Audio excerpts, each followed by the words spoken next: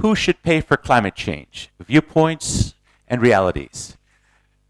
That is the event today. I'm Vijay Vaitheeswaran. I am the Global Energy and Climate Innovation Editor of The Economist. It's my delight to be your immoderate moderator for today's festivities. This could not come at a more important time. Not only are we here at COP, but this is the question writ large. How do we deal with the loss and damage question is the hottest topic of the moment. And it's one that's being addressed today and in this course of the 2 weeks that we're here together at this gathering in Sharm el-Sheikh. So I think we are very pleased to have such a distinguished and thoughtful group of speakers to talk about the subject. We'll get into in the course of our time together in an interactive way, because I encourage you all to participate and ask our speakers questions. When I turn to you, we'll have audience roving mics. Who should pay? How should we arrange payment? That is, what is the right way to think about this? And looking to the future, what comes next? So we'll take up these questions in various ways with our speakers. And again, as I say, we welcome your contributions during the day as well, or during the morning as well. The one question I wanted to put on the table for all of us to think about is, in a sense, underpinning this argument of who should pay or why we should pay is, why are we here? Why have we come to this place? For some of us for 2 weeks, but for others in the room, and I see veterans from previous COPs. I myself have attended previous COPs. As a journalist, of course, I was standing near Frank Lloyd, the U.S. negotiator, when he had a pie thrown in his face in The Hague some years ago, and the talks collapsed at that shortly thereafter. The U.S. pulled out. And so there are ups and downs, but this is a long journey. Why are we here? Why is it worth coming to meeting after meeting, year after year, countries coming together? And I would put to you that climate change is the most global of all problems. No one country can solve this problem on its own. It's also a problem that affects not just us. It's an intergenerational problem. It's a problem that affects those who haven't even been born yet. And in one in which often those who benefit from polluting activities may not be the ones that suffer the greatest harm from those polluting activities. The displacement is geographically dispersed and temporally dispersed. And so that makes it a very, very hard problem indeed. But it's the only possible hope we have of galvanizing the kinds of solutions that typically come from the bottom up is if we come together in this way as a global community to find a way forward on this hard problem. And one of the hardest problems within dealing with climate change is the one we're going to talk about today. That is loss and damage, and writ more large, I would say, thinking about that financing that is very hard to crack that nut, but there are signs of progress. We're going to hear about some of that too, and some fresh ideas on the table. We're going to talk about that too, and the reasons why they're worth pursuing, even when they're hard. I want to thank Greenpeace International, our sponsors for this event, and we welcome all of you to give a nice round of applause to our first speaker, who I invite to the stage, Alberto Terena, Executive Coordinator of Articulation of Indigenous Peoples of Brazil, to help us frame the challenge and give some insight into the challenges that we're going to be taking on. Please may I invite Alberto to the stage.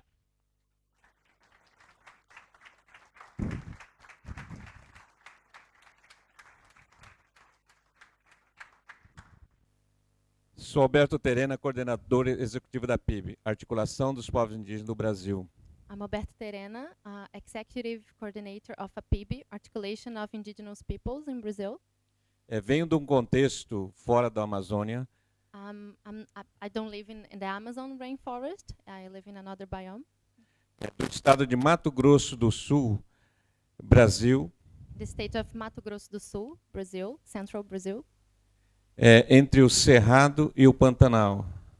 In between Cerrado and Pantanal, two of the Brazilian biomes. Onde vive o nosso povo, Terena, Quiniquinal, Guató, Ofaé, e Cadwell. where all those peoples live.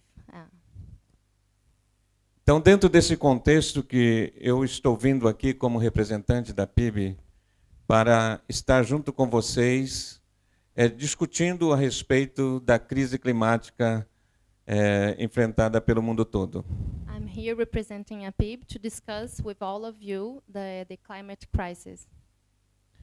E desde 92, da Eco 92, o mundo todo vem discutindo este tema. Since Eco 92, Rio 92, the whole world has been discussing this topic. E foi colocado para vocês algumas perguntas, e uma delas está dizendo, né, quem paga a conta? Some questions for you, like who pays the bill? Porque todo mundo sabe que a mudança climática, a crise climática, é devido à destruição das florestas, da biodiversidade, em todas as partes do mundo onde que tem esse contexto de preservação. We all know that the climate crisis is due to the destruction of biodiversity and nature. E quem que está dentro desse contexto? Nós não podemos discutir a floresta de pé, discutir a preservação da biodiversidade e sem olhar para dentro de quem está ali dentro desse contexto. We cannot discuss biodiversity, nature protection without considering who is actually living in these territories. Nós, povos indígenas, estamos dentro desse contexto. We indigenous people, we are in this context. Quando o mundo olha para a importância da preservação do nosso território, não é só pelo território em si, mas também pelo conhecimento que nós trazemos pela nossa ancestralidade. It's not only about the territory itself, but all the knowledge we bring together when we talk about it. E até agora, quem que tem pagado esta conta? And so far, who has been paying for this cost, for this bill? Somos nós, com os nossos corpos. We indigenous people with all our bodies. São as nossas crianças sendo tragadas pelas grandes dragas do garimpo. Our children who are victims of the illegal mining. São nós, lideranças, que muitas das vezes nós não vimos as nossas crianças crescerem porque somos assassinados. We indigenous people who may not be able to see our children to grow up because we are killed. E qual tem sido, então, a importância dessas conferências globais que têm se realizado? Qual a efetivação desses encontros importantes? So what do we have so far? What do we get so far after all these conferences, all these global meetings? A efetivação desses acordos, eles precisam chegar até os nossos territórios. Tem que ser efetivado. These meetings have to answer some of the questions, like in terms of a dialogue with these territories. Creio que vocês têm acompanhado esses últimos 4 anos de governo anti-indígena dentro do nosso país.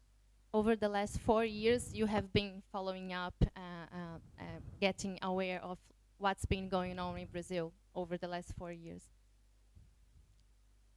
Que incentivou o garimpo, a destruição da floresta e também o incentivo das queimadas.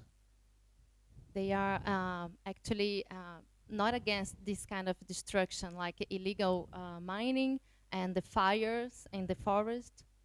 E vocês viram qual foi o impacto disso? And you all saw the impact of that destruction. Nós estamos continuando morrendo. We are still dying. Aqueles que chegam até nós para estarem ali junto, estão morrendo também. The people who support us, they are also dying. Então esta tarefa ela precisa de buscar soluções em conjuntos e não deixando nós de fora, como estamos aqui agora, para que a gente discuta junto, porque eu estou lá morando dentro do território. So we are part of the solution, so we need to be together to find the solution together, considering these people. Eu estou sofrendo, nós estamos sofrendo com isto, com o impacto da crise climática. Se você sai do nosso território, você já sente a mudança presente. I'm suffering, we are all suffering with climate crisis, so we are feeling this difference in the territory every day. Que o avanço da soja está ali The soil, lado.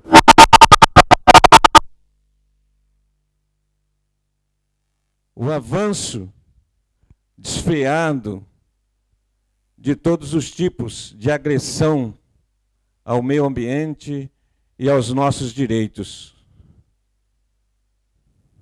we are suffering from the soya crops plantation, the destruction, and it's against our rights. Precisamos que os fundos climáticos eles cheguem até nós. We need the climate funds to go to stay with us, to have this link with us. Precisamos de fato darmos a mão We need to hold hands nessa caminhada de defesa do meio ambiente, em defesa dos direitos do nosso povo em todo o mundo. to defend the environment and the indigenous rights all over the world.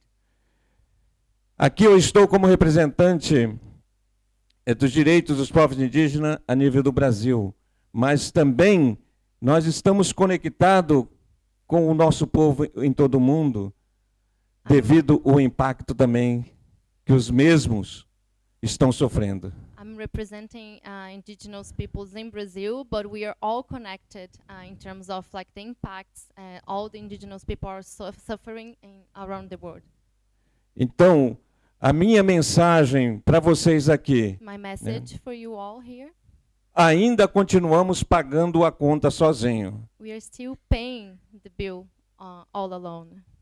As nossas lágrimas estão jorrando ainda entre nós. Precisamos que o mundo chore junto com a gente e sente o mesmo sentimento que nós temos de perder, de ver as nossas crianças e não olhar para um futuro delas de uma forma que dê esperança.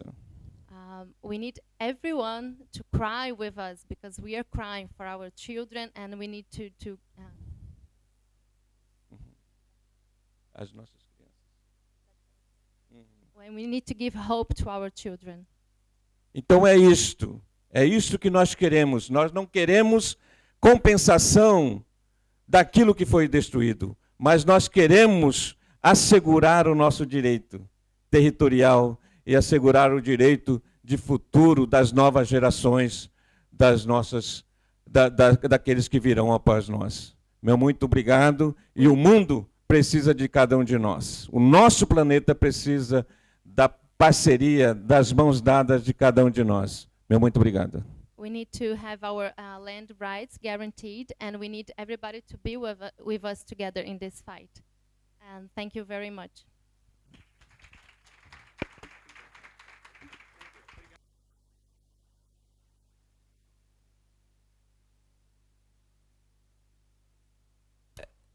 Can we hear it now?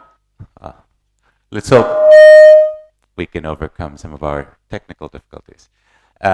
Again, thank you so much. We are honored by your presence, and I think we all appreciate the sentiment expressed.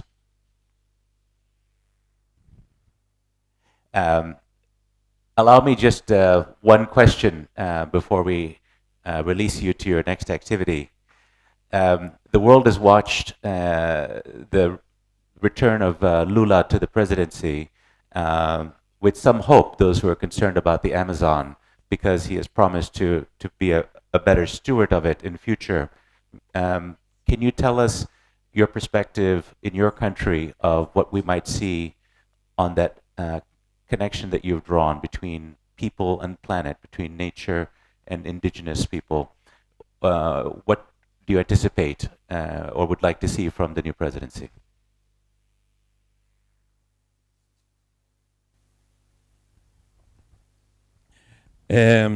Diante deste nova forma, né, eu creio que assim de governar, It's a new way to govern. Nós estamos saindo de governo que nós nem queríamos sentar na mesa. We are saying goodbye to a kind of government who kind of stopped the dialogue with us. Que era governo anti-indígena. It was a anti-indigenous government. Com a vinda do Lula, with Lula, já se abre o diálogo. Like we are opening the dialogue again. E nós temos esperança de que as propostas que nós víamos trabalhando na questão da demarcação de nossos territórios, our demands for demarcation of indigenous lands, for example, venha a ser discutido novamente. Might be discussed again, might be put on the table again. A freada do garimpo ilegal, stopping illegal mining, for example, e o desmatamento. And deforestation, of course. Então são propostas que ele nos trouxe. So he's been talking about this with the indigenous peoples. Para que nós também pudéssemos assim estar sentando com ele e vendo quais são as possibilidades de nós estarmos juntos construindo o futuro do nosso povo dentro do nosso país. So that indigenous people will be part of this conversation to build a better future for the country. Wonderful. Well, thank you. Please give him another round of applause. We appreciate you joining us today. Obrigado. No, come. And allow me to welcome our next speaker, Tom Goldtooth, Executive Director of the Indigenous Environment Network. Tom, please, let's have you on stage. Give him a round of applause to encourage him on his way here. Tom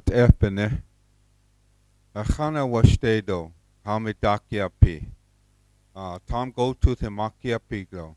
Dakota Chaze Matoa Wayakapi Mie. Good morning, all my relations. That is a greeting that we have where I come from in our homeland in the north of United States, right between the Canadian and the United States border. I'm happy to be here. Thank you for the invitation. Most people are thinking that being from the United States, I'm going to say flat out that who should pay for climate change? The United States. Of course, that's pretty simple. There's a lot of debt and politics behind that. Saying an excuse that they don't want to inherit the liability issues. Yes, those are real issues. But what I want to talk about around this topic is something that's really important for us as an indigenous people's organization. Not only from the north, we have friends and relatives that we network with in the global south, especially the Amazon. And there's serious concerns about the protocols and the process for the dialogue around climate finance.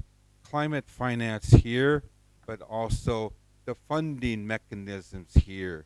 And they've been combined, so where there's confusion that packages up and bundles climate finance, also the funding mechanisms with that to address loss and damage. And I have a couple remarks I want to call out about that. The United Nations and the World Bank and other multilateral development banks are colonial institutions. That's our reality in our perspective. They're colonial institutions whose work reproduces colonial legacies of inequality. The overarching logic and origins of these institutions, as well as the projects under each, position the global South, indigenous peoples and frontline communities as unknowledgeable instead of recognizing indigenous peoples as critically important experts of our lands, of their lands in the South, waters, the forests, needs, and communities with solutions. At best, climate finance projects implemented by these institutions consult or include local communities as one voice, even though we are diverse. Immense choir of competing and powerful stakeholders, but do not ultimately share any decision-making power or direct funds, undermining efforts for indigenous self-determination. Moreover, our traditional knowledge, our traditional indigenous knowledge is either completely ignored and dismissed or picked over for bits that can be co-opted and incorporated into greenwashing efforts. Those are really critical issues that we have as we're participating in the local community indigenous peoples platform that came out of the Paris Agreement. We have the facilitating working group with representation from every region of indigenous peoples. But we are concerned again about the protocols and processes of engagement. The relationship here is still one of extraction. Institutions engaging in climate finance, adaptation finance, loss and damage, and the banks choose projects based on their ability to generate profit and maximize private sector involvement. Climate change is simply treated as the newest area for financial expansion and development, once again entrenching the dynamic of exploitation and violence from the global north under the guise of helping the global south.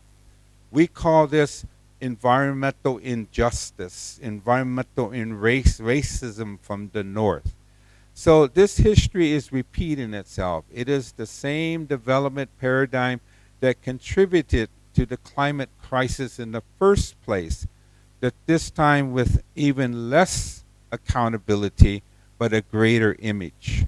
So crucially, these funds and a larger push to financialize climate change do nothing to address the root cause of climate change. They do not reduce emissions or keep fossil fuels in the ground.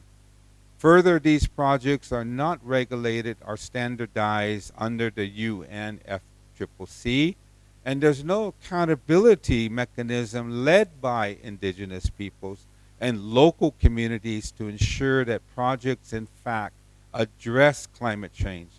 New financing facilities and climate finance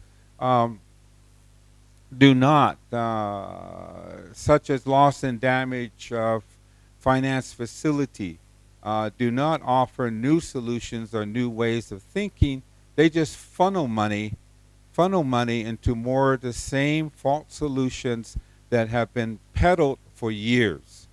There's a difference between funding and finance, like I said earlier. Communities impacted by climate change require direct indigenous and community-led funding, not financial institutions and financialization. The solutions pushed under the UNFCCC are false solutions that actively perpetuate the climate crisis. This includes reducing emissions from forest deforestation and degradation. It includes nature-based solutions, sustainable forest management, carbon trading, climate-smart agriculture, and this new concept of nature debt swap. What is nature debt swap? And who is it? The governments or the polluters that have contaminated land swapping their commitment and their debt to clean up their mess. These are things that we are questioning. The push to financialize climate and to create large climate funds within a development and financial institution skirts around real solutions. They distract from the root causes of climate change and allow polluters to keep on polluting. So what is wrong with this picture? Where indigenous peoples continue to face the violent dispossessions and cultural genocide of climate change, as well as the ecocide, the terroricide of Mother Earth. Moreover, governments, multilateral development banks, financial institutions, and the private sector use climate finance initiatives and funds as an opportunity to greenwash and receive financial compensation for existing programs. In fact, many banks, governments, and corporations simply rename or rebrand existing projects to qualify for new greening of the funding opportunities. So this lack of substantive change is especially dangerous in many political ramifications. This is the very serious issue to indigenous peoples that we have consulted with, including some of our relatives from the Amazon of Brazil and Ecuador. So it creates a false sense of safety, which zaps the energy and attention needed to push for real solutions led by indigenous people. Therefore, to address global climate inequality, strategies for system change should center indigenous people's self-determination, sovereignty, and jurisprudence. Indigenous law, indigenous jurisprudence is a very critical emerging discussion that we are having from the North and South that recognizes our territorial rights, demarcation of ancestral lands, traditional indigenous knowledge, debt cancellation, keeping it in the ground, and true reparations for indigenous peoples. Thank you.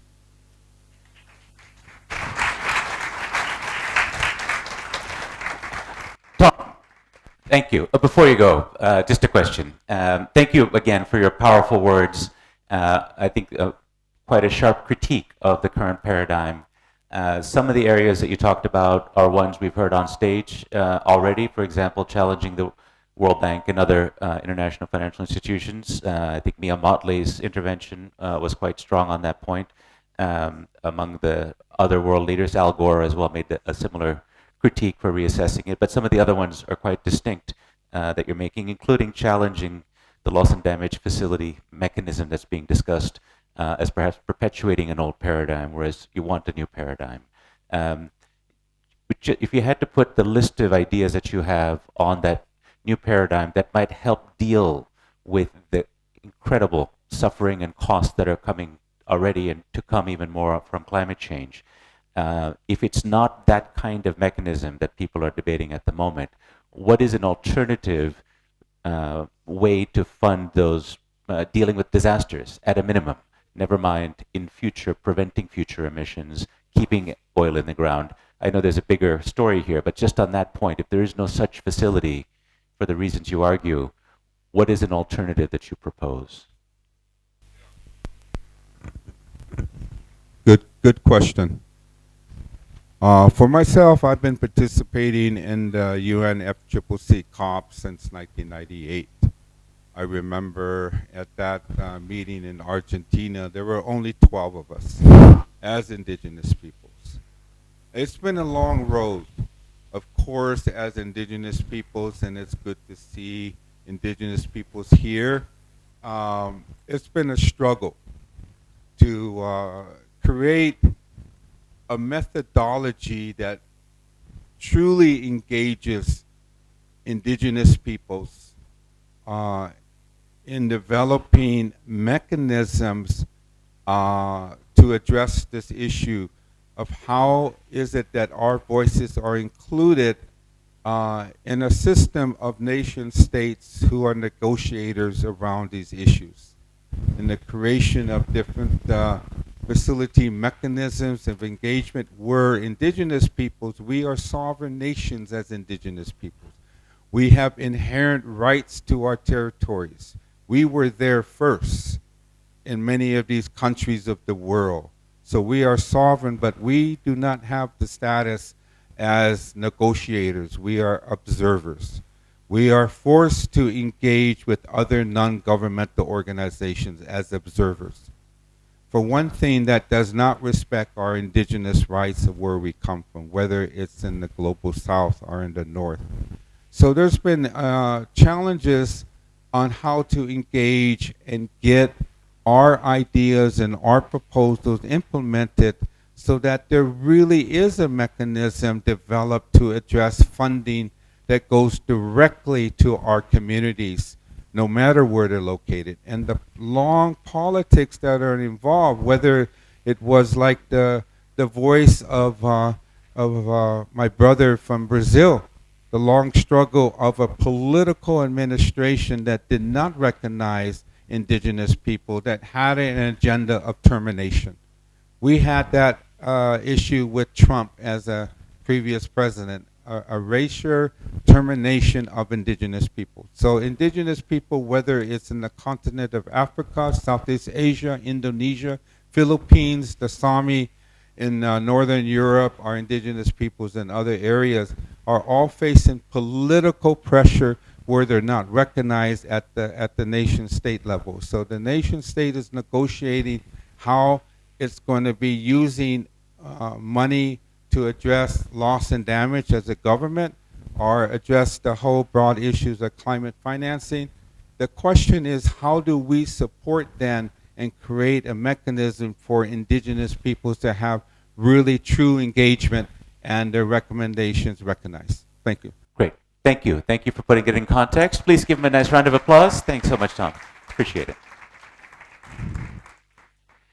I'm delighted to welcome someone who will be known to all of you in this room as the maestra behind the Paris Accords, which is why we're all here in a sense, the landmark agreement that was reached. She is a former ambassador and special representative for COP21 in France and chief executive these days of the European Climate Foundation. Please welcome Laurence Tubiana to the stage. This is not your first rodeo. You've seen many of these COPs. Can you set the stage for us before we get into this topic of the day? How do you read the tea leaves on how this COP is opened? It'll come as no surprise that there are headwinds, energy shock. We have a potential recession in parts of the world, inflation. So there's a challenging political economy of coming together at this time. But at the same time, possibly we have some tailwinds as well, in the sense that a number of regions have acted, the US most notably on climate, but Europe has redoubled its intentions on clean energy in the wake of Russia's invasion and cutoff of gas. India is pushing ahead with domestic policies on clean energy and hydrogen. So we're seeing some positive moves in this direction as well, of acting on the climate topic, as well as the very evident devastation in different parts of the world from floods, fires, and other disasters that are reminding people of the urgency of the need for action. What's the mood you sense here in terms of being able to get things done? I think many people came in COP with a lot of anxiety about what is happening everywhere, plus political tension and the unsolved distrust between many groups, at least on the negotiation, but as well between the civil society and governments. So there is this element of, are we trusting each other that we can do something seriously? I think that was a question that everybody is coming for. At the same time, and of course with anxieties that we are running late, we will hit the wall. You have made your cover by 1.5.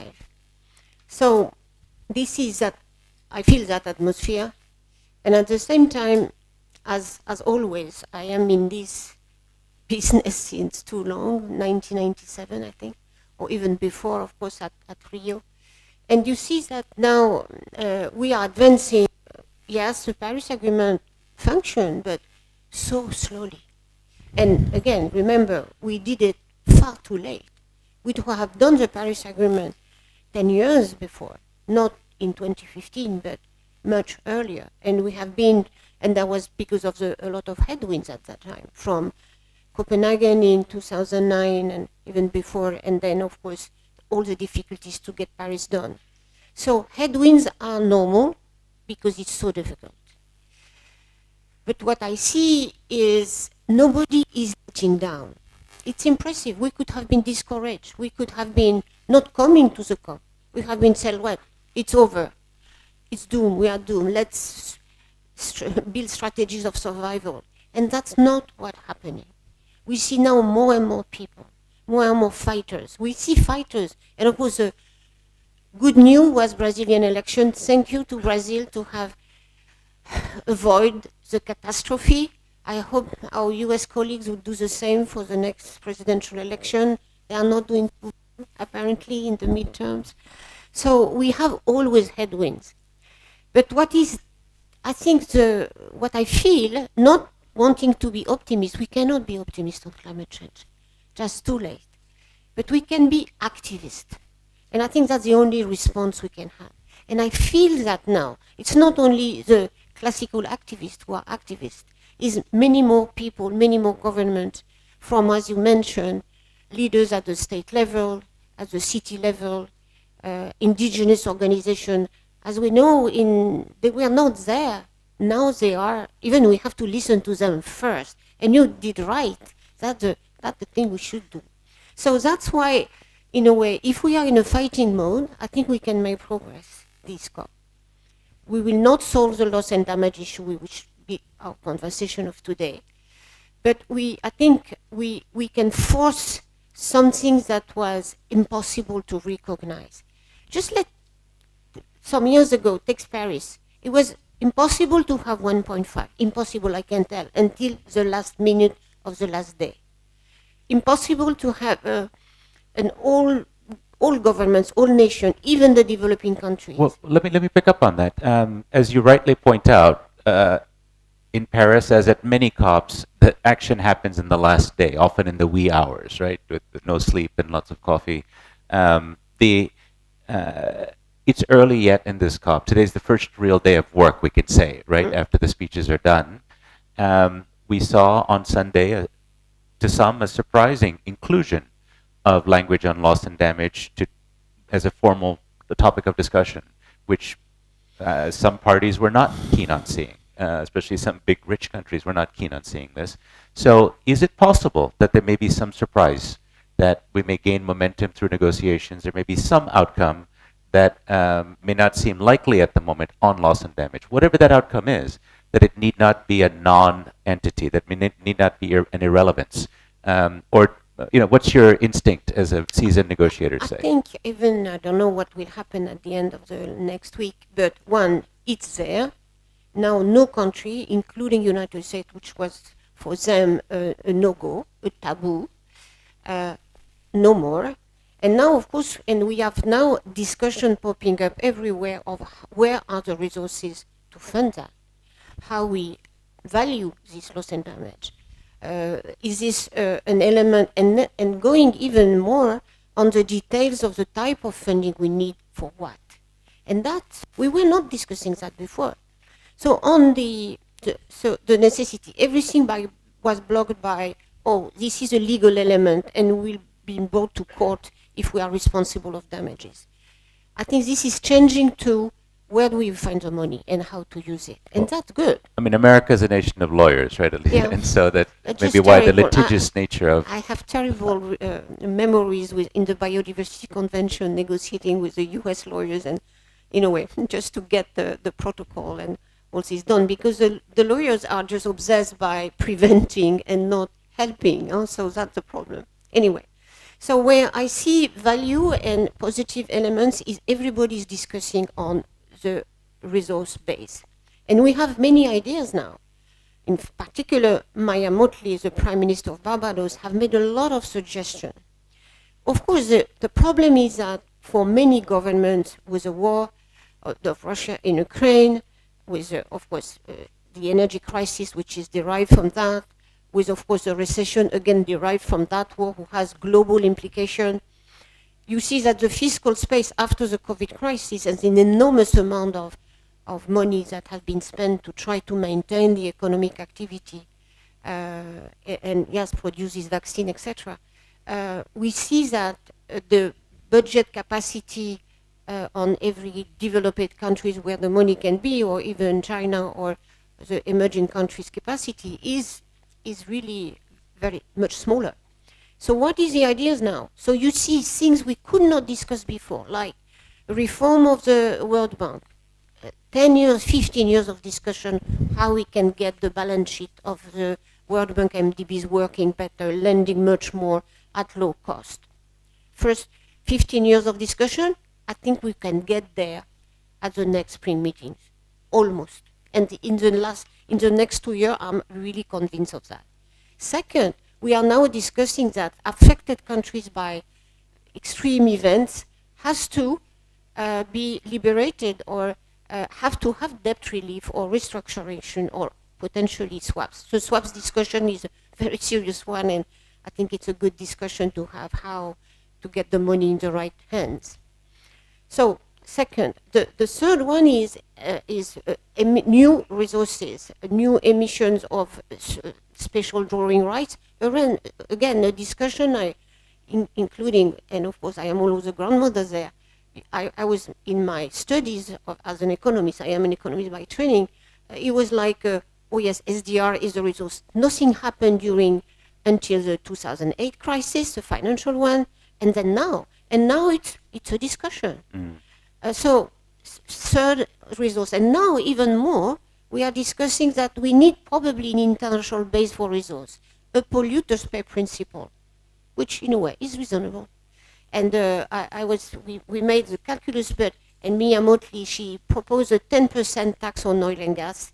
Profits sits for the first 9 months of this year, it will amount to 37 billion.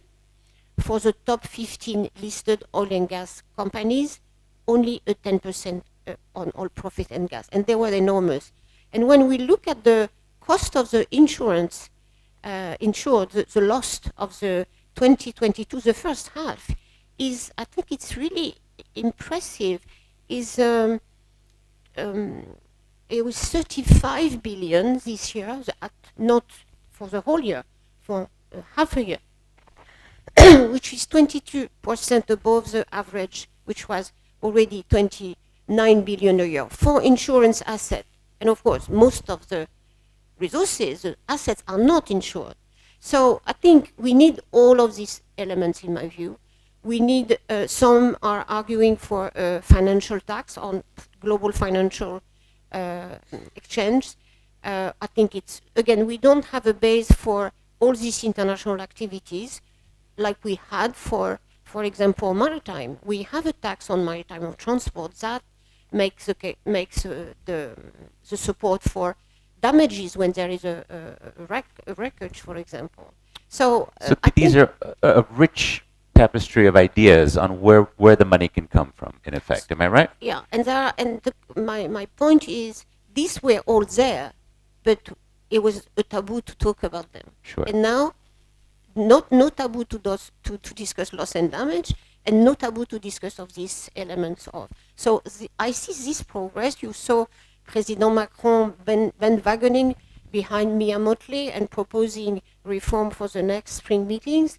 Well, we will have many ideas, prosperity plans for many countries, linking adaptation to avoid more loss and damages. So we are discussing reality there. Okay, so there are different kinds of ways of arranging the funding, in a sense, or where the funds could come that you've talked about. But to come to the question that's up behind my shoulders here, who should pay? You alluded to the polluter pays principle, well-established principle in environmental economics. It used to be the finger was pointed at the United States, Europe, Japan, the developed economies, the most that got rich while they polluted. But we now know here at this COP there is a move to also include China and India in the group of those that must pay. What's your thinking on that? What is the likely way that that's going to play out? Pros and cons in practical terms. So, on the emerging countries level, and they are very different situations, but in Paris we try to include them in the finance 2.1, the second agreement of Paris agreement, or in the finance package. It was too early. But there is element there. You can contribute depending on your capacity. And the China decided at that time to launch, not to be participating to the multilateral funds like GCF, for example, but to create another one, a Chinese one. And I don't know where now it is and how much money has been spending, but that was already the recognition that China should participate to some kind of financial efforts. India and even Mexico did that as well. And Brazil, with Lula presidency, tried to, again, increase some ODA in the name of climate change. So I don't think it's a taboo anymore. They will have resistances, of course. That's normal. But the problem is, can we maintain that in a system? And of course, the developed countries first. They have to really fill the gap, what they have been committing and not doing. And of course, all these promises of the private capital, leverage by public funding, all this has to happen. And that's why now I would say the main question is, again, explore all these elements, bring new ideas, because there is really shortage of finance, amount probably 4-5 trillions a year now, depending on the source of information. But we need, at the same time, to hold everyone accountable. And that was is lacking nowadays. And again, the finance will not come and will not come in the right hands if we don't have a much more serious accountability in the system. And that, in my view, still, of course, a weak element. I'm glad you brought that up because the other half of the conversation is how the resources will be spent, how they'll be utilized. You talked about accountability or lack thereof. Yesterday, we did see a high-level group convened by the Secretary General, led by Catherine McKenna, present their report on greenwashing and what can be done about it, among other things, regulatory action and coordination, transparency, sort of rules of good practice for companies that want to avoid greenwashing or to be seen to be greenwashing and so on. I wonder if that idea, that was only meant to look at non-state actors in that case, but if we broaden this conversation to the market for carbon credits, for example, which at the moment, I believe, John Kerry is advocating trying to get some coalition around a novel mechanism there. How do you think about this problem of greenwashing and lack of accountability? What might be the 3 things that are most important to do in your view out of the laundry list given to us yesterday in the report? First, I must say I am super happy. I have been campaigning all 2022 and all 2021 before Glasgow, saying greenwashing is a new climate denialism. It's really well to delay action. That's good that Antonio Guterres, I think he's a climate hero. He's the one really maintaining the line. He decided then to launch that group. The group has worked, very good people from all over the world, and they did a very serious report. So now the question mark is the truth. Will companies follow that? Who will be the regulators? Because we will need somebody to make the judge. There are different options. On the private sector side, meaning the financial and the businesses, in most countries, there are central national regulators. They have to do the job.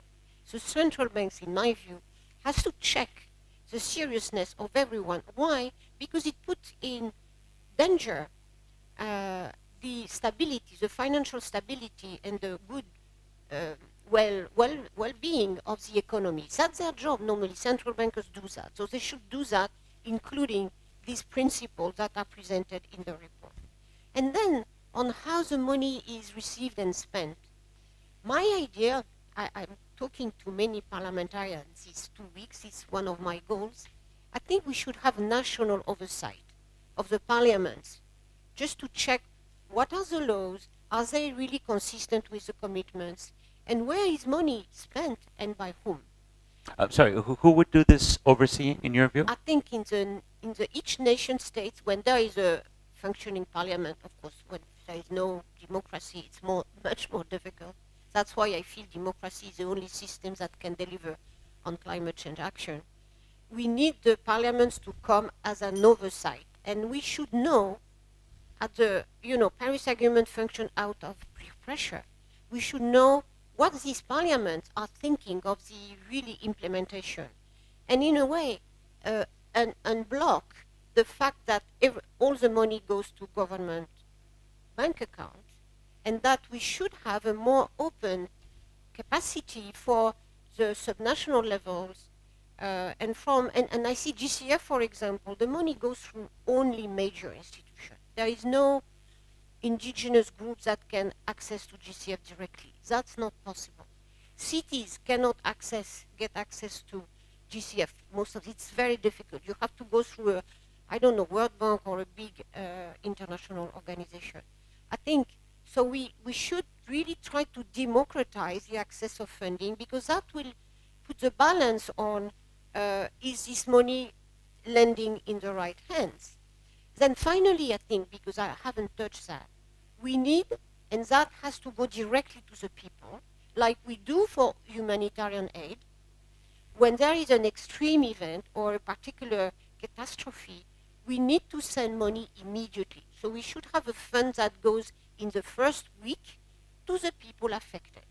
And we know how to do that. When there was a big hungers in some, we know how to bring help very quickly if we want.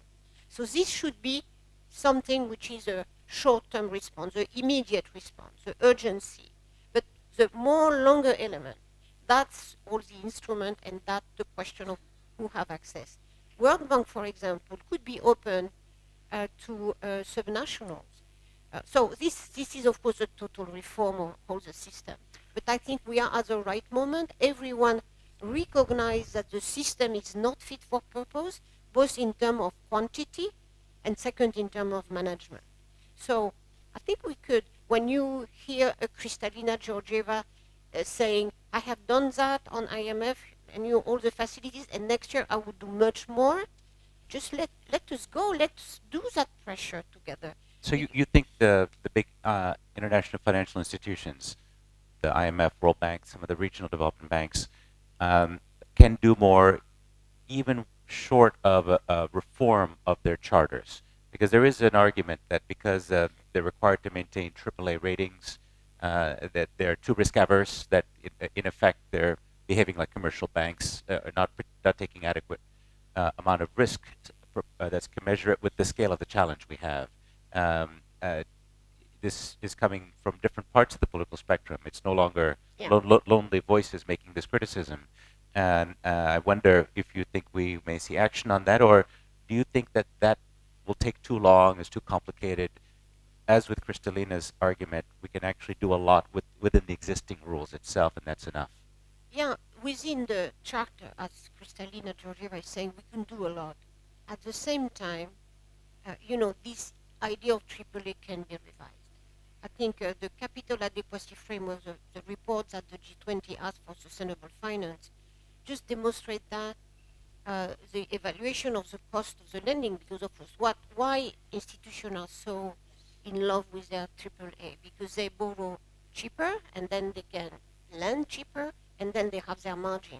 And there are institutional past dependency first, and then of course that's their economic model even for their well-being.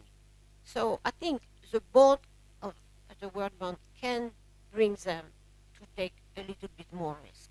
That's now, I see 10 years we are discussing that. Right. But I think that's at the moment. So it has to be a combination of issues.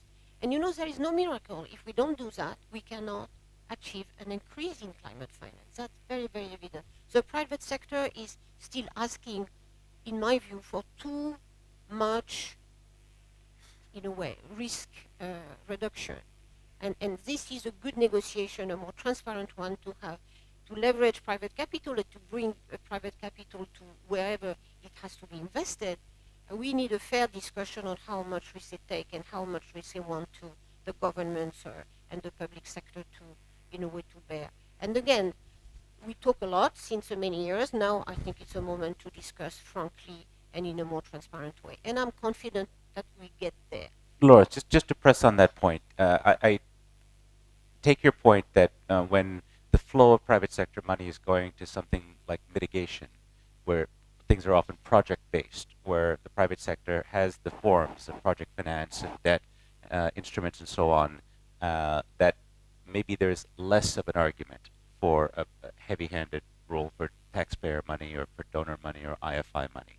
Even there's role for blended finance and so on, but it may be more limited. But in adaptation, for example, where very little of the total share of money goes, less than 3% was the last figure I saw of total money going into climate financing is going to adaptation, which is a travesty. It should be much bigger pie, and a much bigger part of it should go to adaptation. It's very hard to get private sector with the tools that they have, that the investors have, and the fiduciary responsibilities they have to the people who trust them with their money as stewards, to invest in an adaptation project like a seawall, let's say, that may save lives 30 years from now, or where the benefits are dispersed. These are really public goods, aren't they? We're asking private sector to invest in things that have spillovers that are very valuable, but not necessarily to the investors in that project. You have to have a bigger government or international institution role, don't you? Or just do it with public money? No, we will not. And because it's public good, and most of the time, if you don't have a very sophisticated tax system, you don't fund public goods with private capital only and with really low incentive. So we have to have a much stronger role of government and a tax system in general, whether it is carbon market or tax. That's why I think we have to rethink the international tax element, which again was a taboo some years ago.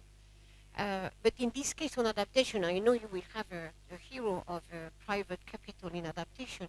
Just think what will the insurers will say in 1 or 2 years.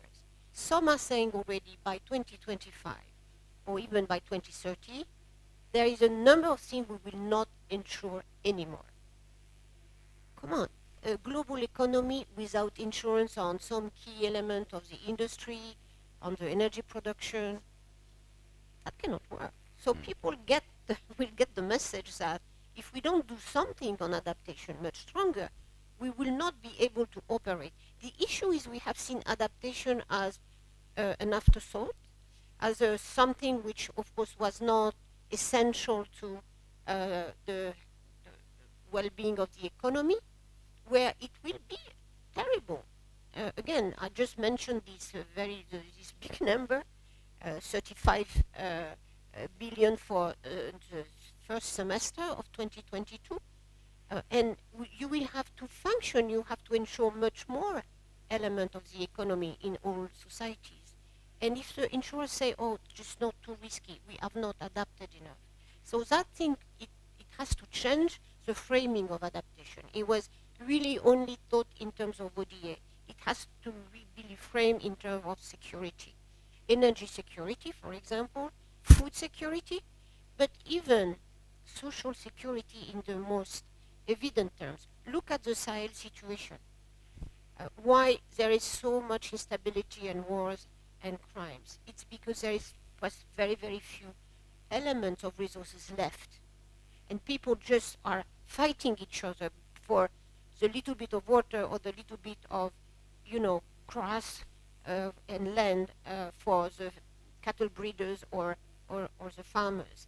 So this is the lack of adaptation, and of course the lack of climate action in general. So I think this is really, we should have that in mind. This is about mass migration. It's not because migration is bad, I'm not on that point of view, but people are migrating because they cannot just survive. And it is now even the military are thinking about adaptation is the best response to security.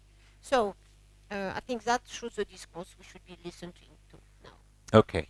Well, great. I'll let that be the last word. Thank you, Laurence, for giving us your wisdom. Thank you. Thank you. Have a good À talk. bientôt, Jay.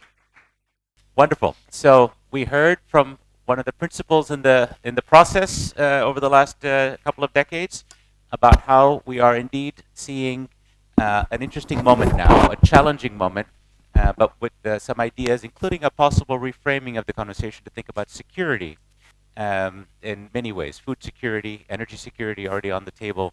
That may be a lens through which certain kinds of funding for climate might be able to succeed. For example, in the new U.S. Congress, which is likely to have a different complexion than the one that was there yesterday, security is much more likely to win votes than talking about climate change. And so we'll see how far that goes. We're going to get into this and other questions in just a moment. As I ask my panelists, please, to come join us on stage, I'll introduce them in the order that they're coming up. We have Ghiwa Nakat, Executive Director of Greenpeace in the Middle East and North Africa. Lily Odarno. Oh, sorry, no. We have Wanjira Mathai, Managing Director for Africa and Global Partnerships at the World Resources Institute. Now we have Lily Odarno, Director for Energy and Climate Innovation Program Africa at the Clean Air Task Force. And we have Jay Ko, Co-founder and Managing Director of Lightsmith Group. Please give them a nice round of applause for joining us on stage. Welcome, panelists. So we've had quite a start to the morning. A lot of fodder for us to discuss here. I want to start with you, Ghiwa, if I may. And to revert back to really the topic of our gathering, that is thinking about who pays and the question of loss and damage, which is an active debate and discussion at this COP. From the way you see this issue, who should pay? Okay, so first, thank you for having us, and very happy and honored to be with the panelists, and obviously very honored to hear the very powerful talks of our speakers. So going to your question, it's evident now that the rich industrialized countries and polluters are responsible for the climate crisis we are suffering from. The G20 economies alone are responsible for around 80% of the greenhouse emissions. So this is, and obviously, the people who are suffering, the most vulnerable people, are the least responsible for this climate crisis. And this is climate injustice, obviously.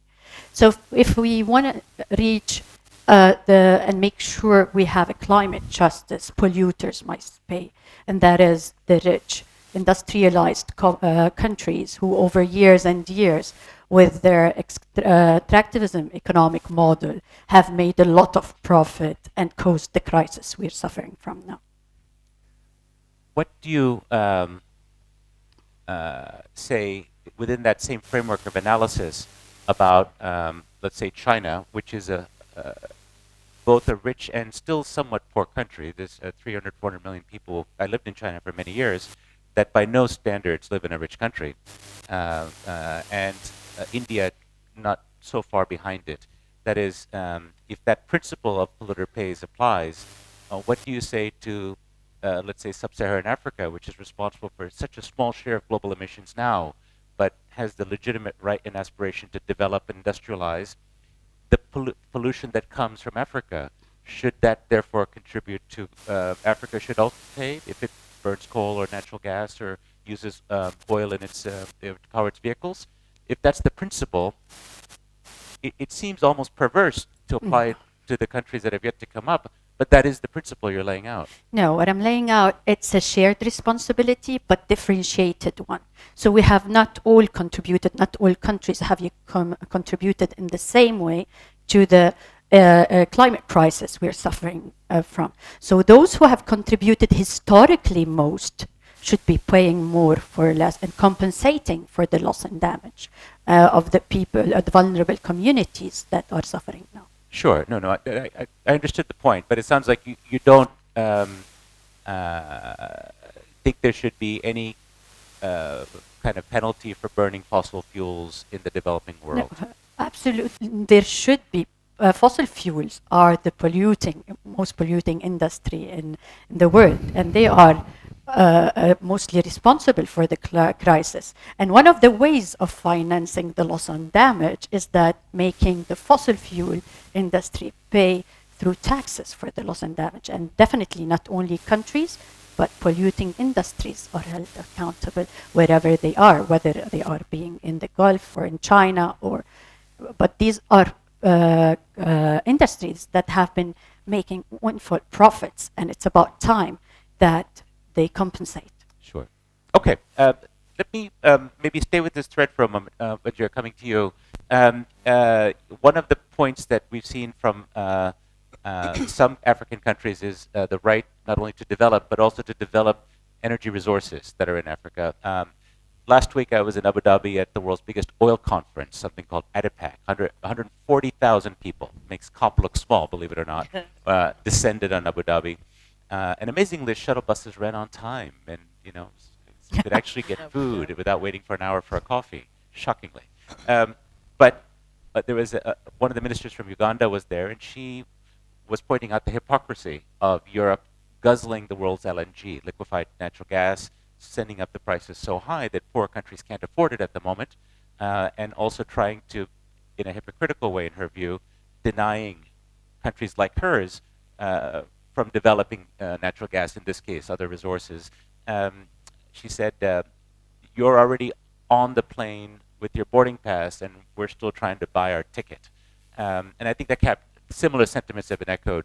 I wonder, how do you think about that, Wanjira, that sentiment that's being expressed by some heads of state and ministers, certainly here and elsewhere, and how do you reconcile it with the need to think about a greener future, the potential for a leapfrog on clean energy? How do you see the tension there bubbling up? No, a really important question. And I think the minister from Uganda is absolutely right. Because you have a situation where Africa generally is responsible for only 3% of global emissions. And so a very minute responsibility. And to Ghiwa's point, I think we should absolutely, polluter pays applies to everybody. But let's remember that even if Africa were to deploy its gas reserves, those emissions would only rise to about 9%. So yeah, polluters should pay. But for Africa, it still remains a relatively small responsibility in comparison. And I think that philosophy and that attitude ought to be true, because today, if you look at energy consumption, energy is the driver of economic development. At least for all vulnerable countries, the need for energy for economic development is an imperative. Poverty is the underlying driver of vulnerability, and vulnerability is what is causing untold suffering when you have floods, and sometimes not even serious floods. If you look at what happened in Bangladesh, or Bangladesh is doing quite well. If you look at what happened in Pakistan, and you look at what happens in the Netherlands actually happens to be lower sea level, at greater risk of flooding and rising sea levels than is Bangladesh, but 15 times more vulnerable are the countries like Bangladesh. So there's something about the economic capacity to adapt. And so we have to consider that for developing countries, for African countries, we are solving for development. We're not solving for the same things, and that's why this is differentiated. If you're solving for development, and that's the lens our Ugandan minister is looking at this, you absolutely leverage everything you've got. The hypocrisy comes in because if you look at renewable energy investments, and we all agree that we need to go renewable, and to a certain extent, I don't even like the term leapfrog, because it again puts the burden on Africa to leapfrog, right? Just think about it. You're already sort of trying to walk, now you have to leapfrog. What we ought to say is, what does it take for Africa to actually develop and deploy its resources? If we were to look at deploying renewable energy resources, where is the finance? Only 2% of global renewable energy flows actually come to Africa. So forget it. There's no finance for deploying renewable energy. The second thing is the cost of capital. If you look at today's cost of capital in Africa, for example, it is actually more cost effective for us to invest in diesel generators, not even in gas, in diesel generators, than it is in wind, solar, or gas. The cost of capital in a country like Switzerland or Norway, we would actually make the case for wind and solar. So you can see, finally, another huge hypocrisy for us to consider is the fact and the reality that today we are investing more in oil and gas than in climate solutions. Oil and gas exploration than in climate solutions. So why again put the burden on the most vulnerable to comply with this very high ambition when in fact they're so disadvantaged and also contributing the least? Lily, let me turn to you. What do you think about the conversation thus far, and in particular, the contrast between the Netherlands and Bangladesh that you pointed out? It's not simply physical vulnerability, but economics also helps determine how much damage is done and the ability to be resilient and to rebuild. A hurricane in Miami does less damage, in part because of the wealth of that region built storm-proof buildings, as it were, and the region has the capacity to respond quickly. Poorer countries will be much more devastated. We see that in the Caribbean all the time. How do you take that point on board in a way furthering our conversation? Absolutely. Thank you so much for having me. Okay, well, while we get you mic'd up for a moment, let me turn to Jay in the meanwhile. What do you want to pick up on the thread here of the question about how wealth can be even seen as an adaptation strategy in a sense? I'm sorry, what? How wealth can be adaptation. That's an argument that's made. Yeah. It's challenging, depends on the pathway to that wealth. If you get wealthy by burning coal, as China has in the last 20 years, and may continue to do so for the next 10 years, if you see most of the world's coal plants that are still on the books, the capacity factor is in China. But I'm curious, what do you think about that as an adaptation strategy of yeah, so development? I think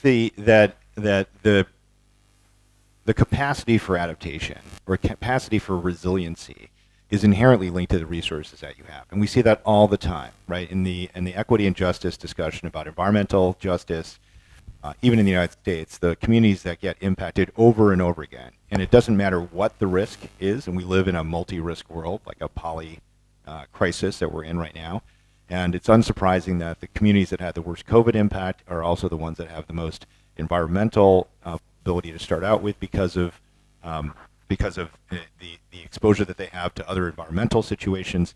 And so this compounding of risk continually falls on the people that are most vulnerable, that have the least ability to react or adapt. Can you hear me at all, or is this? Yeah, we okay. can. Okay. So I think I'd sort of the question on its head, which is, I don't think that I don't want to live in a future where you are going to lock people into a stage of poverty or lack of development. I don't think that's a future that anyone's going to sign up for at all. And as somebody that lives in the United States, I don't want a future for anyone else either. And the question is, trying to imagine this conversation's 10 years from now, and looking back to now and thinking about what will actually happen over that period, and then thinking about that systematically and transformationally. So I am inspired every time I hear Laurence Tubiana speak, because there was a moment in time that was created in Paris, which is different than the usual ceremony between different parties, which was everyone was supposed to join hands and make some kind of commitment to move forward together, instead of fighting about, who's responsible for what or what's going to happen. I mean, the asteroid is coming. It's not just one asteroid. It's many, many. Every year there's going to be another asteroid, right? So in this question of who should pay for climate change, when, how many times, and what are we going to do with the money that comes from that, or any money, any set of resources, because it's like you're standing in the path of the train, and the train's coming, and the train's going to keep coming. If we pay ourselves and we get hit by the train and we stand back on the same tracks, we're going to get hit again. And it's going to keep happening, according to the IPCC, indefinitely till 2100, even at 1.5. It's a terrible experience. So the question is, if you think that we live in a world of uncertainty, and 10 years from now, there's an enormous amount of conviction you have from the scientists, the climate is going to change. Already. The question is, what kind of future do you want to build to get to that point? And I think, like, back to what Laurent, I think the sad fact and reality is that adaptation remains the kind of afterthought when we have no choice but systemically adapt and integrate that idea into everything that we're doing, including growth, including development. An adapted, sustained development, that is the path forward. A fight about, like, not adapting or spending all of our time arguing about, the ship's hit the iceberg already, the water's coming in, let's form committees. Let's have 27 years of discussion about what's going to happen next. Now, we need to adapt to the situation and get out of the situation. And I think that's where I think you have the highest probability of success. Showing a pathway where Africa and other developing countries can get to that future 10 years from now, which will be a climate-changed future in a way that creates dignity for those populations and for indigenous people and vulnerable populations everywhere, that creates growth, and I think that's inherently going to be requiring technology and a view of the world that is transformational, that is systemic, and that is a long duration. And if we sit here and we think, oh, well, just, the natural disaster, we're so surprised, let's pay people, and then what happens after that is we rebuild in exactly the same places or we stay in exactly the same vulnerable positions, it should then come as no surprise that that impact happens over and over and over again. So I think you need to take an approach where you're going to actually change the pathway that is going to cause development, it's going to bring people out of poverty, it's going to actually do that in a way that doesn't destroy biodiversity or we're all in a lot of trouble, but one that inherently looks forward in time. And I think that's the challenge with this, like, who should pay when? And what are you going to do with that payment?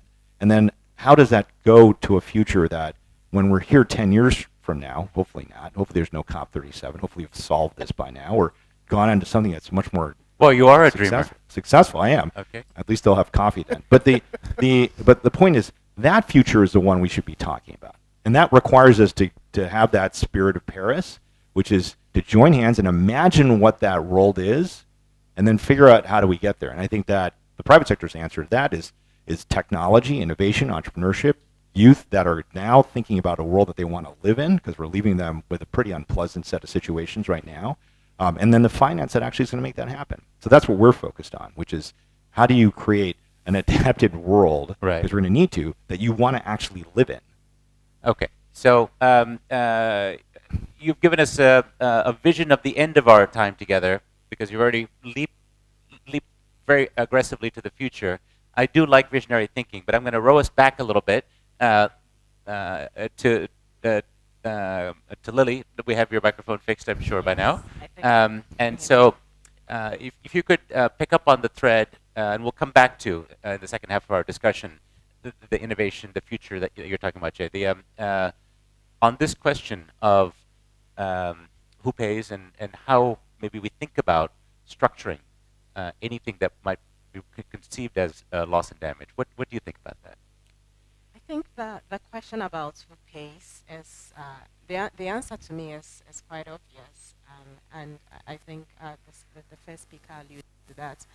The question in my mind is the tension between the reality of what we feel the world should be versus what it is. And I think that is a very important tension that we need to confront when we think about climate finance and when we think about loss and damage in particular. When we look at, for me, when I look at, I cast my mind back to 2009, we are in 2022. It's true that what was put forward then were pledges, but we haven't seen any way forward with that. When I look at what's happening in the international development space generally, development finance is being rolled back. That's what we are seeing, a regression in development finance. And so I struggle to have the optimism that developed countries are going to pay developing countries their way out of the challenge in front of us. I resonate with the thoughts that Tim offered when he gave us his opening remarks, that we really should be flipping this conversation entirely on its head. And we should be looking at different things entirely. For Africa, I think we should be asking for development as the way out of the climate situation. Adaptation, mitigation, loss and damage. And Wanjira just alluded to that in her examples, that when the same crisis hits, or even a lesser crisis hits a less developed country, you see greater ramifications than if you're in a developed country. So how do we work our way out with development as the lever that we can ride on to move out of whether it's adaptation, it's mitigation, loss, and damage, going more to the question of self-determination. And then I think as we think about what technologies are going to lead us there, what is the innovation, what's the role of youth, we should be thinking about developing countries being able to do this for themselves. The truth is that nobody is going to bring these solutions to us. And as we go into the negotiations, I think that this should be a core part of the debate. This recognition that even though we understand the moral imperative, the world is not functioning that way.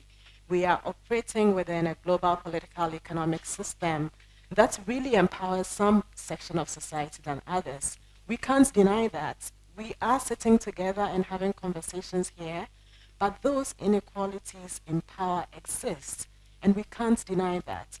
So we have to confront that reality, and self-determination is the way to go. Maybe China is not a good example because of their emissions profile, but I think it's a clear example to us that countries who are richer are able to speak more about what they want to do. We see India even saying, we are not going to do this, we are going to do that instead. And so that leverage to be able to come onto the global stage, to fight for what we feel is beneficial to us, is directly linked to the levels of economic development in our countries. So for me, that is the lever that we should be pushing for in these debates, rather than whether or not we can receive financing from developed countries. Ghiwa, you want to jump in on Yeah, this? if you would like, allow me to comment on this. I really loved what the panelists have said, and especially Jay. Yeah, we all agree. We need to change the pathway to technology and adaptation. And that's very important. But I don't see how this would solve the immediate and the past and the future loss and damage that we are living in now. Loss and damage is about the farmer that in Pakistan lost his cattle, his land, and was not able to put food on the table for his kids. That he had to relocate because of the floods that covered 1/3 of the country. So how is adaptation with the extreme weather and climate disasters that are intensifying daily would solve that? This is very important, and these are parallel pathways. We're not denying, we are asking for additional finance for adaptation and mitigation, and that it reaches the most vulnerable communities, because we know how dysfunctional the system is now, and that it's not, unfortunately, reaching the vulnerable communities. But this will not solve the immediate and the slow onset of the loss and damage, losing culture, losing heritage, losing lives. So we need to have a separate, independent facility for loss and damage. And this cannot be discussed without looking back at the historical responsibility, because we need to find funding for that. So, and obviously, I'm sorry, if you allow me, yeah. You can't let people into your house, destroy it, and then don't hold them accountable for that, to repair it. And you have to repair it. I don't think you would accept that, and none of the people would accept that. None of us would accept. I don't think anyone's asking people to accept. I have to answer this because technology does change the dynamic, and you want it to change the dynamic of loss and damage. So we looked at a company that does the national flood maps for India and Pakistan. Okay, not the government and not the academia. It's based on those data, but the private sector has the technology to actually take the same level of analysis for floods in London or Miami or New York and apply it to India. And so we asked the company, when there were tropical cyclones that impacted the southwestern part of India, whether they had any impact on those things. And they said, well, what you'll see is the catastrophe risk modeling we applied to that scenario. The damage to buildings in that event will look similar to the damage to buildings from several years ago.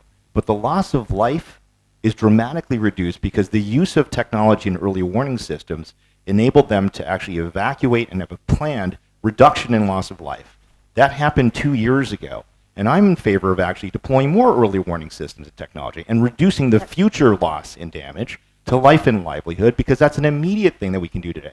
And if we don't take that money and then change the building codes in India so that they're less vulnerable to the same impacts, or take the future modeling of how those flooding and scenarios, we rebuild those buildings exactly as they were before, then you should not be surprised that the damage is the same or worse the next time around. So technology can actually reduce the future loss and damage. So Jay, hold on. Let me intervene here because we can go in circles. While I enjoy a good barroom fight, it's my job to keep things moving along. Thanks for the help, AV guys. So I actually don't see that the two positions you espouse have to be in any way in opposition to each other. I think that it is possible to conceive that because of the increasing and more devastating losses that are already sure to come based on recent evidence and all reasonable predictions, that we will need more resources to deal with it, to state it in a politically neutral way. We're going to need more money to help people that are going to be affected by the ravages of climate change. I think that's fairly neutral statement without getting into who pays or how it's structured. I think it is also extremely wise to accelerate the pace of technologies, investments, warning systems. Indeed, the Secretary General called for a global system, which is a phenomenal idea. We should get on it immediately. I hope we do. And it's quickly funded with technologies that are at the ready and improved as technology improves over time. That's the first part of that bottom-up response as well. But we're still probably going to need some stormtroopers, as it were, when the storm hits from the top, I would argue. And so the question I have is, we have, let's say, to use an analogy from health, the WHO, the World Health Organization. When there is a pandemic risk, when there's some alert from one of the member states, if they're well behaved and they don't keep it secret, they will indicate to the WHO's crack team that gets together in a wargaming room, basically, a control center. I've been in this room. It's pretty amazing to see a team at work. And then they send, as it were, their advanced guard. In other words, we have a mechanism for dealing with these sorts of fires, as they were. When it comes to climate change, when there is, again, a predictable and predicted and actual event that happens, should it be this facility that we set up with this magic money we're going to get? Would it be the UN that turns up and helps? Would it be simply the money will be sent as a wire transfer to the national or subnational government, which then does things in the way that they've always done it? Because if you just hand the money over into an existing system, if the bucket has leaks, it'll continue to leak with more money. So I see Wanjira, you want to jump in on this? So no, this is really important, and I think the fundamental difference with loss and damage, climate related, and I think that the analogy with WHO is excellent because it is about preparedness, it is about frontline. The reason WHO's system works is because of the network of community health on the ground that actually spring into action. It is not WHO's people in the capitals that actually are the first responders. The first responders are those community health workers who are prepared and ready for this emergency to happen. That is what is missing. Because when you have loss and damage, and a lot, insurance has a place, and humanitarian support has a place. But the first response has to be from the local community. That they are prepared, that they are organized, and that they have the resources they need to immediately deploy. I always remember right here in Egypt, in Aswan, I think it was last year in November, when there was a flood. Everybody was responding to the flood, and of course here in Egypt, they have more resources than many. What they didn't anticipate were the man-killing scorpions that emerged right after. You can check, just types, Aswan and floods. And how do you respond to that? You cannot wait for somebody to fly in the morning. They had to respond immediately. And fortunately for Egypt, and I guess with Sudan, they're the only countries that have the anti-venom for this scorpion. And they were able to address it. These are serious issues, some of them unanticipated. You did not know this was going to happen, so as you're dealing with a flood, you can't be calling somebody to say, can I shift this budget line to anti-venom? You need to be able to immediately make that decision and have the response right there in the community.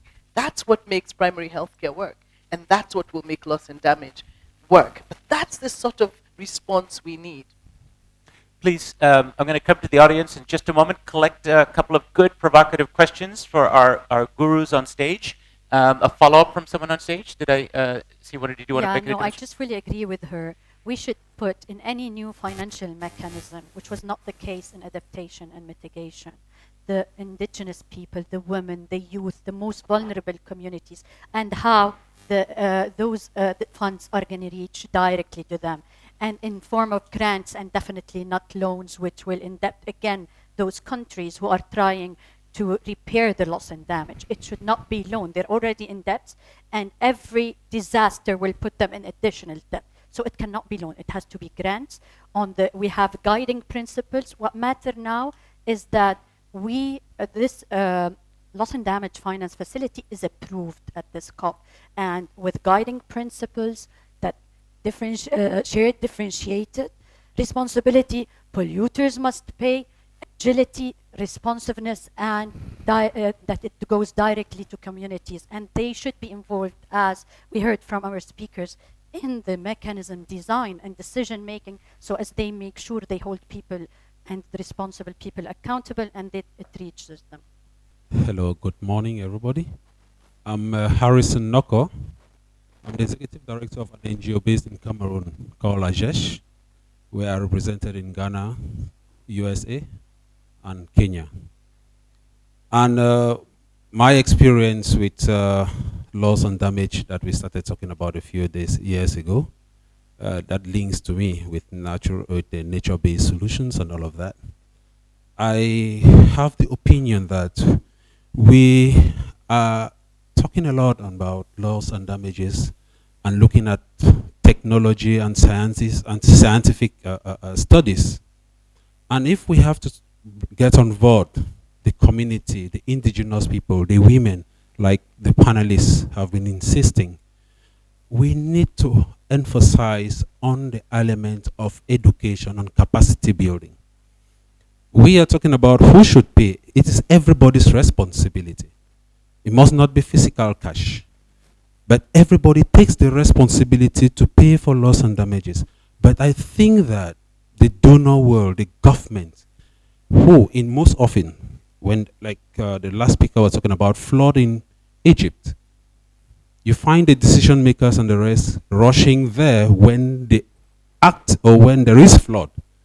But we don't prepare ourselves for the situations. We end up solving the consequences and not handling the causes. So we should try to do thorough analysis, do strategic plans, country strategic plans. My problem with most planning is it more at policy level. And we don't do village by village plans where most of these impacts are being felt. Okay. Most of these have been felt. So I would just want to find. Can you end on a question so I can get my panelists to respond? So my question is, why all of us have to pay?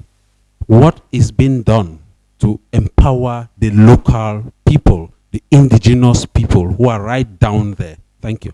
Okay, thank you, sir. Who wants to respond to the gentleman? Well, the simple answer is not enough. I think we need to do more, and that's the point.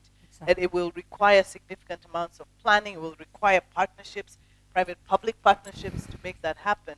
And then it will require a really nuanced understanding of local situations, because you have social networks, social situations that are quite different. And let's not forget the impact on women, right? Genders, this is an extremely gendered issue as well, and we can get into that. Yeah, and maybe I can just add a bit Sure. to that. I absolutely agree with the points that have been made about the local context and how we empower the local context, how we make resources available to that. I think one thing that we also haven't spoken much about is that when we talk about finance generally and the availability of resources, it's not just about the quantum of resources, but the quality of the resources and what we are putting into. And we talk about renewable energy. Give an example. What do you mean by quality? So we talk about renewable energy in Africa, for instance. In East Africa, where we saw the boom in the pay-as-you-go market, saw quite a bit of impact investment in the space. We saw a huge conflict between profits and actually having real social impact.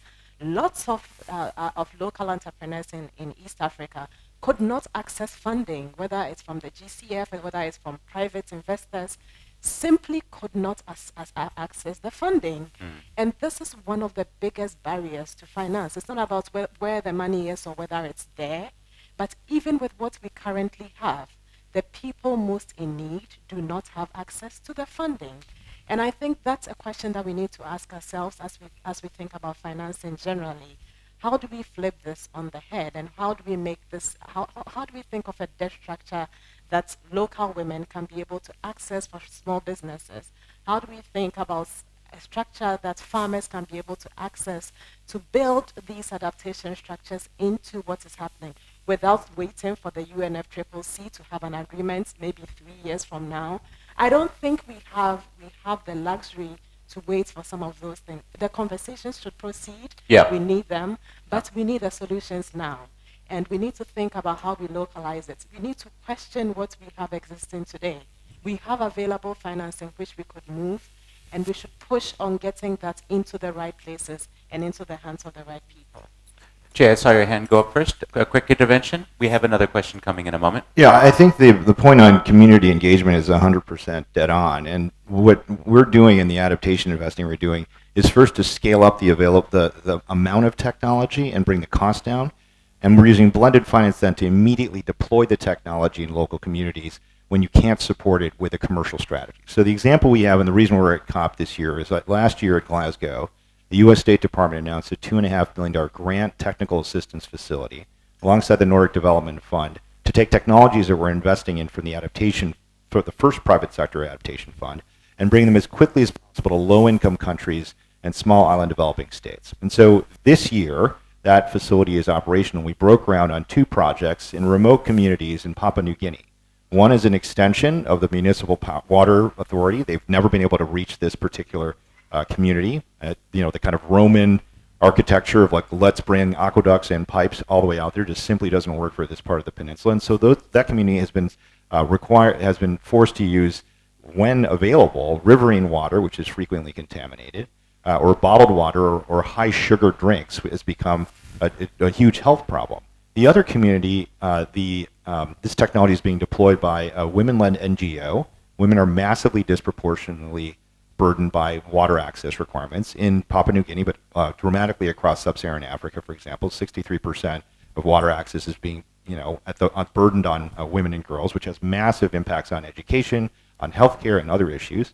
And by deploying this technology with those communities in a women-led NGO, they can actually pilot a pay-as-you-go water business model, modeled after a pay-as-you-go electricity for solar. And they have 15 years of these water panels that generate localized water on site. And so I think the technology has to be at scale so that the cost can come down. That's a commercial strategy and theory of change, but that the instruments to actually get it into the hands of the community can be flexible. In this case, grants, some mixture of grants and financing, so you can actually scale that model as quickly as possible. But you need to make it localized. Adaptation is an inherently localized activity. Excellent point. And I promised you towards the end we'd get to technology, so you got your point in there. Sir, we'll have if you don't mind, a quick question. Rather than a long-winded speech, we appreciate it. Patrick Hamilton, Science Museum of Minnesota, USA. When Wanjira described the WHO working with communities to address the flooding in Aswan and pivoting quickly to unanticipated impacts of the flooding, could we expand the mandate, the mission of WHO more broadly to address climate change issues? Well, look, we need all hands. We need everybody. I think even the question, as I was thinking about who pays, we are all paying already.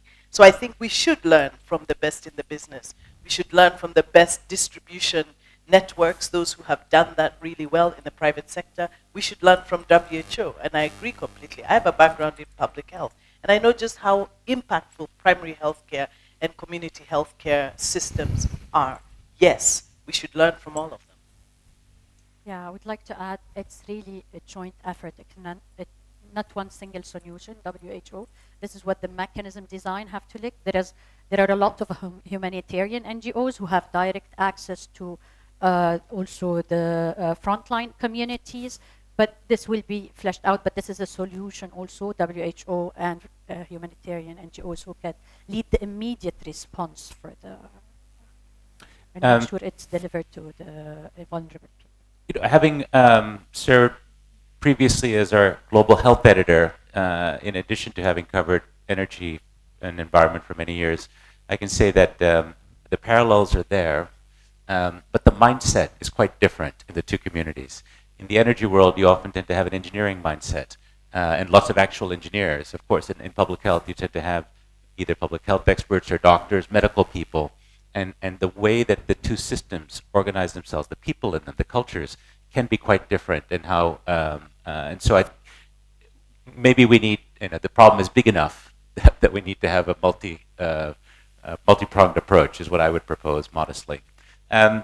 We're just out of time. I see a quick hand there, very enthusiastic, and then a lady there. Why don't we take both questions, and then we'll have a quick lightning round on stage to wind things up. We want to get you going with your day, so let's make it short and sharp. The first to the gentleman here. Sorry. Hello, Desmond Apia from Clean Air Fund, Ghana Country Lead. Two quick things. Just one, please. Just one. Make it a question, please. All right. Yeah, it's a question.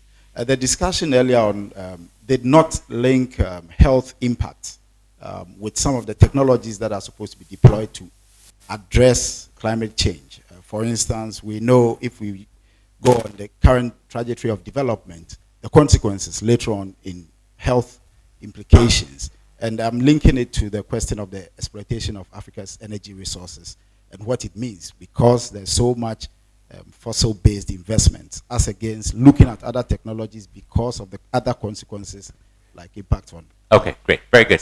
Thank you. And the lady who had her hand up here. Hi, thank you. My name is Carolina Cecilia. I'm from E3G, a climate think tank, and I'm wondering, imagining where next week, what would be one action, one outcome for loss and damage that would make you say that COP27 was worth it? Thank you. Okay, great. So a follow-on on health itself, and then a nice wrap-up question for which I thank our questioner to bring it to a close. Why don't we just go down the line and give each of you the last word? Jay, we'll start with you and come in reverse this time on those questions briefly. Yeah, so very quickly, we think health is a critical part of adaptation and the future. So medical diagnostics technology is a fundamental idea of where you're seeing disease vectors move, waterborne, airborne disease. This is all written up in IPCC's analysis of the impacts, Lancet's analysis, respiratory impact from wildfire impact. You're going to see, I was very worried about potential cholera outbreak in Pakistan after the excessive flooding. Luckily, has been a lot of prepositioning of cholera inoculation that will likely prevent that from happening. We're going to see that over and over and over again. And so I think the health implications of climate are clearly going to be a critical area for adaptation, and we have no choice about that. Otherwise, we'll suffer the consequences. On what would be a great outcome on loss and damage, I'm a private sector investor, so I don't have a really particular technical view. What I would wonder is if we have a real serious conversation about an additional source of funding, if we have a very serious conversation about what that funding is designed to do. If we are just giving money to other governments and we don't say we're going to use that money to make our economies more adapted, more resilient, and create a pathway for future development, I think we're going to be treating climate change like it's a one-year event. We just give you money this year for what happened this year. It's sad. It's terrible. We're sorry. And then when it happens next year, we're surprised again. If we take some of that funding, any funding, and try to plan for the future that we're going to all face in a way that integrates all these perspectives and provides voices to people and resources, not just for that day, but for the decades to come and the generations to come, I think we have a much better chance at actually making it. But that's going to require us to have a mentality where everyone's working together systemically, and that we are applying technology, innovation, entrepreneurship, and community engagement to actually get to that future. So just think about it in one-year increments. Jay, you're invoking the Gretzky principle. Wayne Gretzky, perhaps the greatest ice hockey player of all time, when he was asked what makes you good, he said, I skate to where the puck is going to be, rather than where most of us would go where it is today. Lily. Yeah, on the health question, I think that when we think about climate change and the energy system and the intersection with health, it's even broader than that. I think we have to go into these conversations with systems thinking.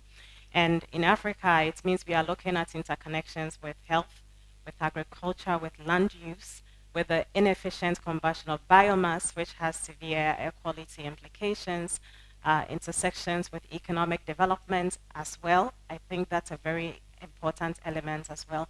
And with infrastructure, which we don't talk about much, but which is really critical to ensuring that we are able to proceed with the energy transition. I hear a lot of talk about how much renewables capacity we have in Africa and how much wind and solar we could put everywhere around Africa. And my question is, on which grid? The grids are dysfunctional, but we are not talking about the infrastructure that we need to be able to take us into the future that we need. And so I would want to see a broadening of that conversation into both the cross-sectoral elements, but also to look at the interconnections between infrastructure, economic development, and the energy transition. And then on the question on what I'd want to see with loss and damage, I think I came into this COP a bit less on the pessimistic side so far as loss and damage is concerned. I would want to see development on the agenda as we leave for COP. I don't know if that is a stretch, but I would want to see a radical reframing of the conversation to center the needs of the developing world in the conversations. It's not just about the financing. This is about self-determination.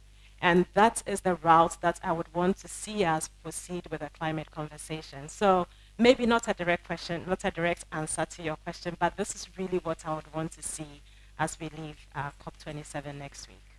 All right. So a full-throated endorsement of the Africa COP agenda we've just heard from Lily. Let's hear from Wanjira. That's great. On the health question, you're absolutely right. I think that Africa has a great opportunity to invest in green climate resilient, in a green climate resilient future, but it requires significant finance. And we need to be honest about the level of finance that's flowing to Africa and what opportunities it has. We cannot suspend or postpone economic development because of the obvious reasons of the implications of poverty. So I completely agree with you, but it will require that, and Laurence mentioned this, that the World Bank and other MDBs need to do more B than need to do more D than B. They're not investing in development. The World Bank is a development organization. It's behaving more like a bank. We need to do more development, and those flows of finance could come from there. And then, of course, I hope out of COP that we are discussing, to borrow the Wayne Gretzky metaphor, that we are actually discussing the modalities of the transparency, accountability, that by COP27 we will actually come to the table with different landing places for what this looks like. I think there's an absolute cop-out when we start to discuss of how it is not possible. We can do great things. Let's start discussing those modalities. Ghiwa. Yeah. So yeah, thank you for the health question, and indeed very important. I believe Africa has the chance to have a fresh start and not follow the model of polluting countries. I know it's not easy, and that requires a lot of funding, but it's a chance to have a new economic model that is sustainable and green, that will help also reduce the emissions and the impact on this continent. How to do that? Additional funding. Unfortunately, when we talk about the adaptation, only less than 15% of the 100 billion pledge was for adaptation. So we really need to increase that. We need to make sure in this COP that the funds for adaptation are increased. Moreover, of the 100 billion, unfortunately, it was a pledge and not only met again. So we need to ensure that these pledges, that money is put on the table so as vulnerable countries, African, can develop, even if it's internally led, but they will need the financing to do that. On the question of L&D, well, I'm much more optimistic than you, Lily. I will keep fighting for that. So what would make it for me a successful COP at this stage is definitely agreeing on the loss and damage finance facility with guiding principles. It's been years, more than 30 years, we're talking. So now it's time for a decision, and then we leave it for the Glasgow dialogue to flesh out an inclusive mechanism that will include the local communities, the vulnerable, the indigenous people, the women, to how to make it reachable to them, how we can learn from the inefficiency of the, obviously the adaptation and mitigation finance. There's a lot of lessons learned that they will look at, but for now we need a decision, an agreement on the loss and damage facility with the guide as grants, obviously, with the principles that it's a shared responsibility, but differentiated one, obviously, and polluters must pay. Very good. So with this, I bring our session to a close. It would be possible to summarize such a rich and robust and at times quite fiery debate as we've had today. But I think it gives you an idea. I think we've had the gift of having such accomplished and provocative thinkers and doers on stage this morning, because you see the challenge ahead.